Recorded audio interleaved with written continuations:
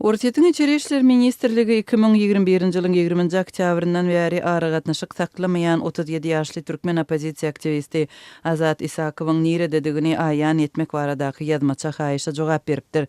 Bu barada habar berýän Türkmenistanyň Kronikasy neşriniň 10-njy noýabrda çap eden maglumatyna görä, Içeri işler ministrliginiň gözlük işlerini guramak boýunça müdiriniň orunbasary Mikhail Karpuhin resmi hatynda 22-nji oktýabrda aktivistiň Moskwanyň Domodedowo meýdanyndan Türkmenabat şäherine uçanlygyny aýdyp aktivistiň gözlegini guramak üçin Türkmenistanyň kanun goraýjy daralaryna ýüz tutmagy teklip edipdir.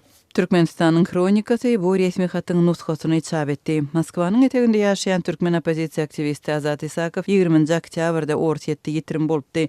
Bu barada 2-nji noýabrda habar beren Türkmenistanyň Kronikasy 37 ýaşly Isakowyň habarlaşan Türkmenistan Birleşen adly opozisiýa toporunyň ýolbaşçysy Çemen Öräniň sözlerine salgylanypdy. Maglumaty görä telefon jaňlaryna jogap bermegini bet etmeginiň öňýany Isakow Çemen Örä jaň edip polisiýa geldi, egerde tapsalar meni ekitmekleri mümkin.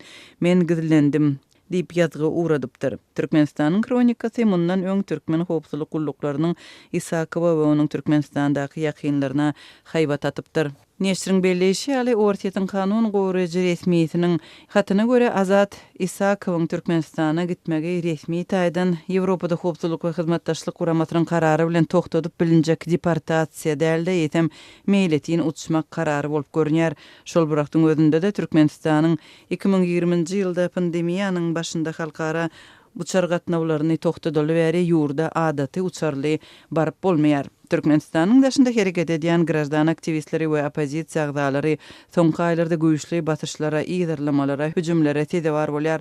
Olaryň ençemesine tutsak bolmak we Türkmenistana deportasiýa edilmek howpy awanýar. Adam hukuklaryny goraýjylar Türkmenistanyň öz raýatlarynyň kanuny hukuklaryny depeläp grajdan jemgyýetine edýän basyşlaryny ýazgarýarlar we Türkmenistanda raýat aktivistleriniň gynamalara tedewar bolmak howpy barada ýatladýarlar.